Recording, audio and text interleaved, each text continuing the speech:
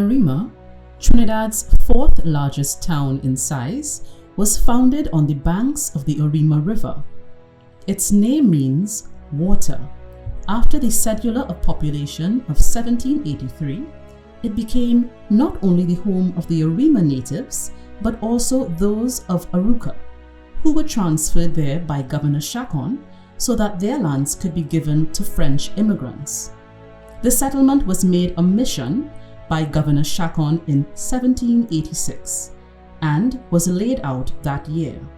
The year 1786 was special for Arima because it was the 200th anniversary of the Peruvian Amerindian saint Santa Rosa de Lima.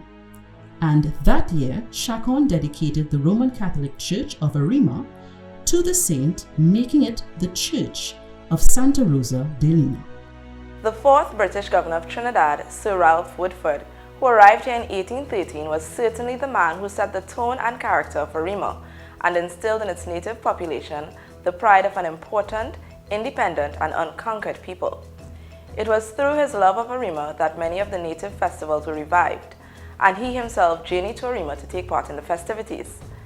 They were always happy to see this governor they knew as Governor Chapeau Pie or Governor Straw Hat, and he brightened those jolly Amerindian days by establishing horse racing and also taking part in the Amerindian festivals of fruit and flowers held on Santa Rosa Day.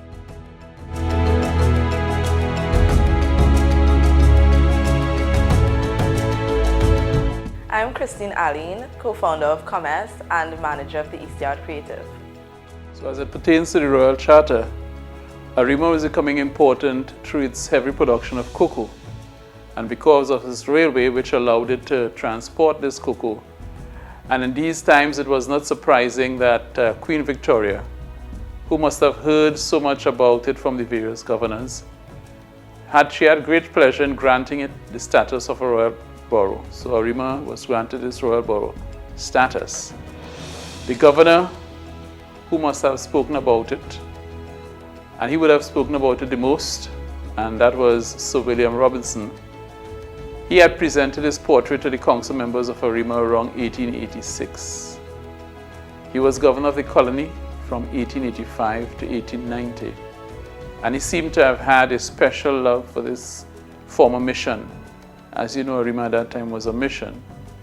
So it was not surprising that Queen Victoria conferred the status of the royal borough on Arima in 1888, and therefore on the 19th of August 1888, we became a royal chartered borough.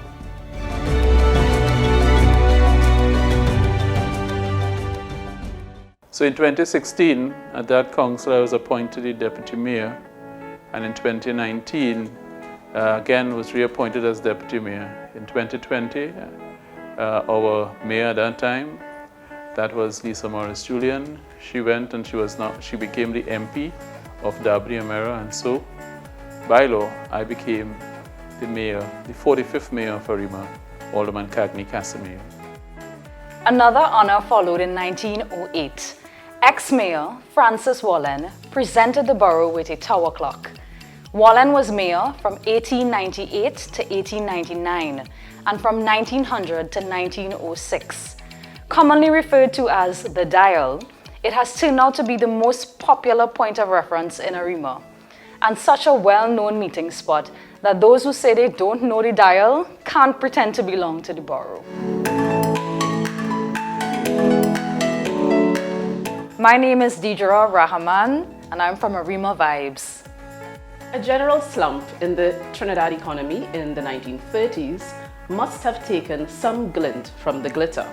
But when the United States forces came to establish bases here in 1941, a bright, giddy prosperity seized this north-central town, despite a raging Second World War. The US soldiers built a military base in nearby Kumuto, and workers crowding into Arima as a result saw its population reach nearly 10,000 by the end of the war in 1945. My name is Makeena James, founder of Walnut Tree Farms and manager of East Gourmet. Arima faced the 1950s and 1960s without its customary cocoa economy. For the years of the Second World War had changed this radically, and few of its young workers cared to plant or to reap. Its railway too was going, for the buses and taxis had made the railway service uneconomic. By 1968, the Trinidad Government Railway was gone, the Arima Bus Company was gone, even the grand horse racing track, as much a symbol of the jolly Woodford days as of the then present times, was removed from the town. But did Arima fall? In the 50 plus years since, Arima has grown on its outskirts almost beyond recognition. In the 1960s, it turned to industry, and the government's Industrial Development Corporation set up many industries here, especially around O'Meara Road. Since then, housing developments such as Malabar and Santa Rosa, just to name a few, have emerged.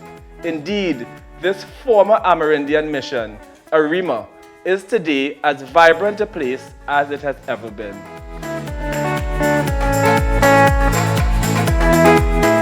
My name is Kevon Foderingham, the Executive Director of CFAFF for Common Good and the founder of East Yard.